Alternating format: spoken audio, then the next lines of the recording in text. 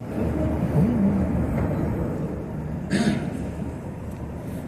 بزرگوں اور پیارے بھائیوں، نبیوں نے اپنا کام جو کیا ہے تو یوں کہتے ہیں کہ وہ انہوں نے شاکرانہ مزاج سے کیا، شکر کے ساتھ کیا، شکایت کے ساتھ نہیں، بلکہ شکر کے ساتھ،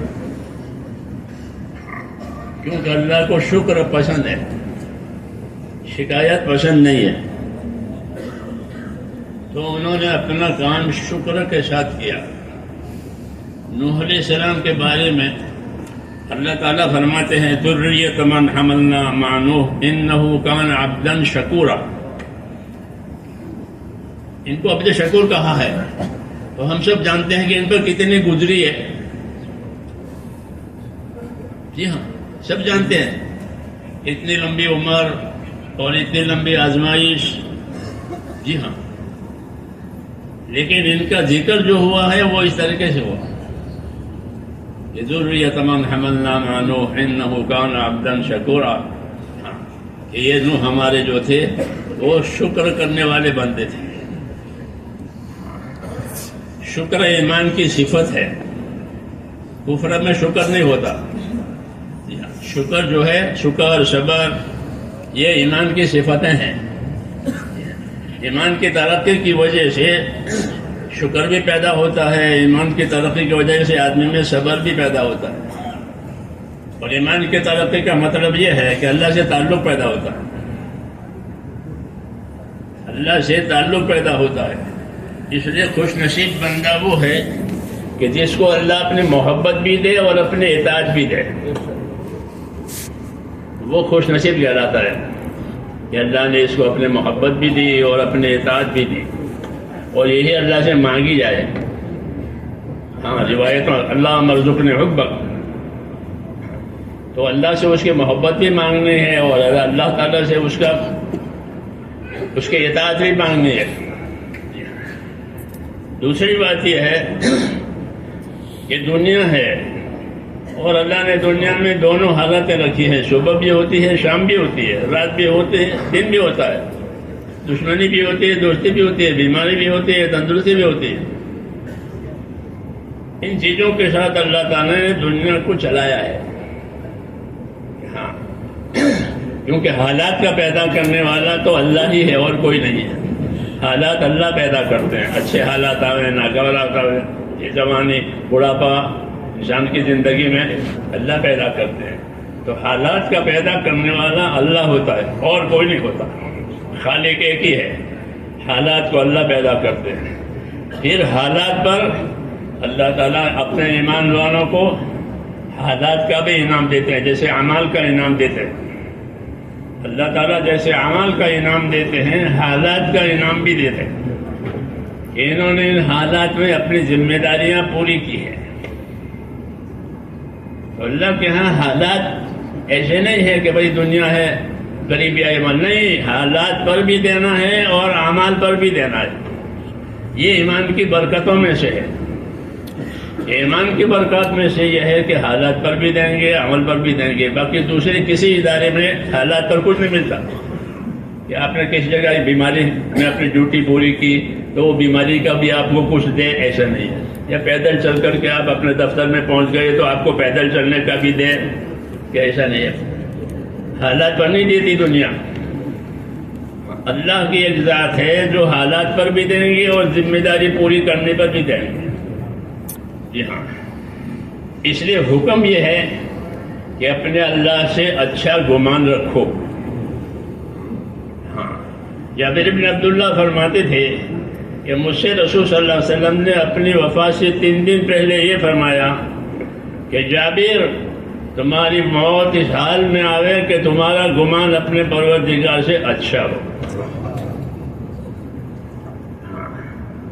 اور یہ دعوت کہ اللہ تعالیٰ کے ساتھ ہمارا گمان اچھا ہو۔ شیطان نے اللہ تعالیٰ کے سامنے یہ کہا تھا جب اس کو مردود بنا کر نکالا گیا کہ میں ایسی کوشش کروں گا کہ تیرے بندوں کی اکثریت تیرا شکر نہیں کرے گی،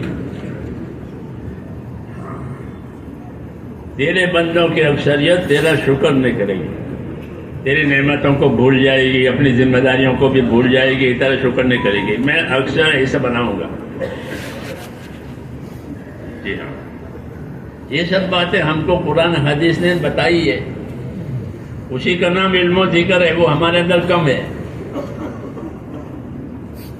جی ہاں، ورنہ یہ سب باتیں بتائی گئی ہیں کہ شیطان نے بات کہی تھی کہ ان کی اکثریت ناشکر ہوگی۔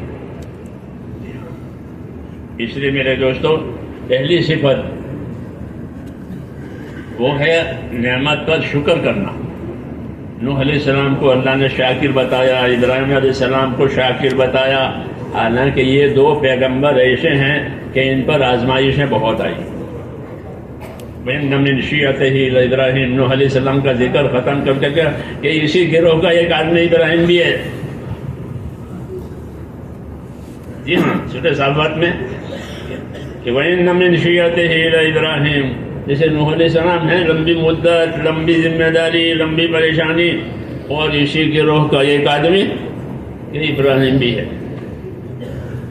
ہاں، تو انبیاء کرام کا یہ راستہ ہے میرے دوستوں، یہ راستہ نبیوں والا راستہ ہے۔ نبیوں والے راستے میں مکارہ اور ناگواریاں زیادہ آئے گی، کیونکہ ان کو زیادہ انعام دینا ہے، ان کو انعام زیادہ دینا ہے، تو زیادہ انعام دینے کی وجہ یہی ہے کہ ان پر ہر قسم کی ناگواریاں آئے گی، اپنوں کی طرف سے، غیروں کی طرف سے، آسمانی سلطانی مصیبتیں بھی آئے گی۔ جی ہاں، ہر قسم کی، اور یہ ان کو برداشت کریں گے، تو جس طرح ان کو ان کے اعمال پر، ان کی ذمہ داری پوری کرنے پر دیں گے، اس طرح ان کے صبر و ثبات پر بھی اللہ ان کو عطا فرمائیں گے۔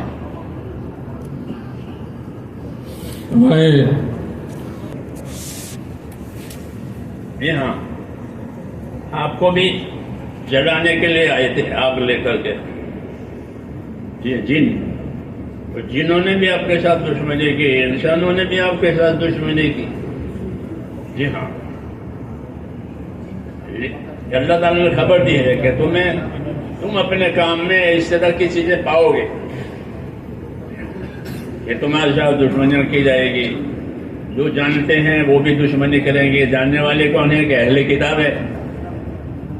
یہود نصارہ جانتے تھے کہ آپ نبی ہیں، کوئی شک ان کو تھا نہیں، جیسے اب کوئی اپنے حالات میں اپنے بچے کو پہچان لیتا ہے کہ میرا بچہ ہے، ایسے یہ حضور صلی اللہ علیہ وسلم کو پہچانتے تھے، یہ وہ آخری نبی ہے۔ یعرفونہ کما یعرفون ابناءہم، یہ نبی کو ایسا پہچانتے ہیں جیسے ہر آدمی اپنے اولاد کو پہچانتا ہے، مگر مان کے نہیں دیا۔ ہاں، کہ انہوں نے سب سے زیادہ آپ کی مخالفت کی اور مخالفت کی فضا بنائی۔ تو یہ کام ہے ایک نبیوں کا کام کہ اس کے چاروں طرف ناگواریاں ہیں۔ حفت الجنت بالمکارہ، کہ جنت کے چاروں طرف ناگواریاں بچھائی گئی ہے،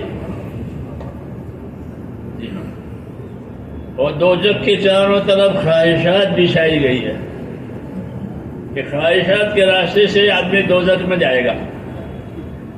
جی ہاں، اور برداشت کے راستے سے آدمی جنت میں جائے گا۔ یہ ترتیب اللہ نے بنائی ہے۔ پھر اس میں جو اس کام میں زیادہ آگے ہے اس پر زیادہ آزمائش ہے۔ حضور صلی اللہ علیہ وسلم کو یہ ہدایت دی گئی ہے کہ بڑے بڑے نبیوں نے جو صبر کیا ہے وہ صبر آپ کرو۔ فاصبر کما صبر اولو العزم من الرسل، وہ بڑے بڑے رسول جن کی جو مثالی ہے ان کے صبر، وہ کون ہے؟ کہ وہ نوح ہیں، وہ ابراہیم ہیں، وہ موسیٰ ہیں، وہ عیسیٰ ہیں، یہ چار ہیں، اور پانچویں خود آپ۔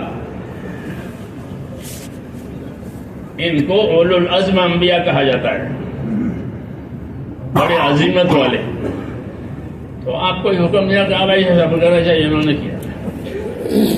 تو حضور صلی اللہ علیہ وسلم کو صبر کا راستہ دکھایا جا رہا ہے. بلکہ صبر تو مصیبتوں میں ہوتی ہے. صبر کس میں ہے؟ مصیبتوں میں اور شکر نعمتوں میں. تو اس لیے کہا کہ یہ سارا راستہ جو ہے نبیوں کا وہ ایسا ہی ہے.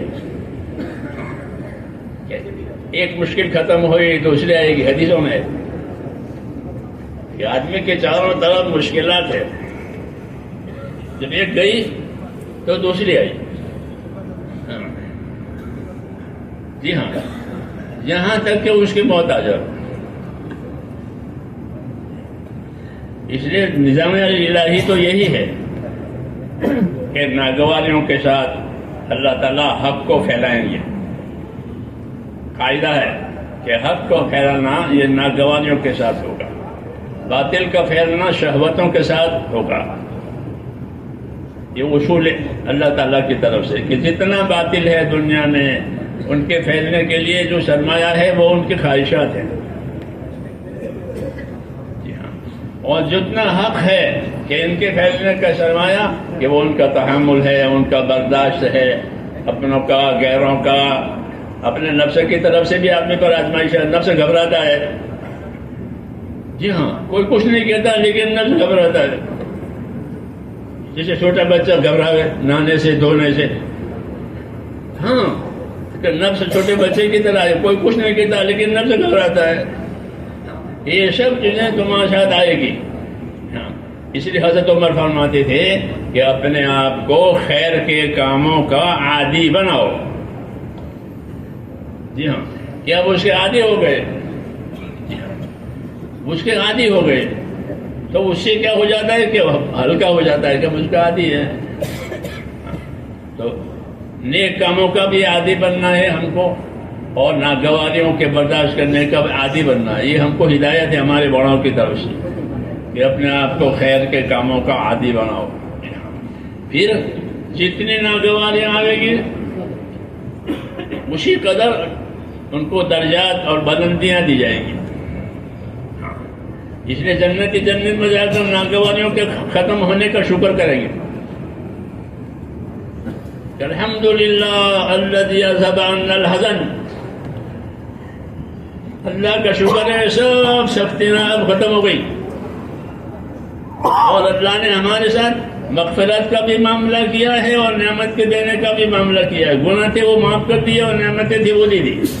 ان ربنا لغفور شکور. تو یہ سب یہ ہے.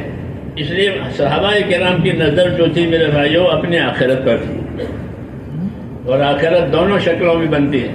شاکرانہ حالات ہو تو بھی آخرت بنے گی، صابرانہ حالات ہو تو بھی بنے گی. اللہ نے آخرت کو ایسا بنایا ہے کہ شاکرانہ حالات سے بھی اپنے آخرت بناؤ، صابرانہ حالات سے بھی اپنے آخرت بناؤ، لیکن بناؤ آخرت، کوئی دوسری مطلب کی بات نہ ہوگی.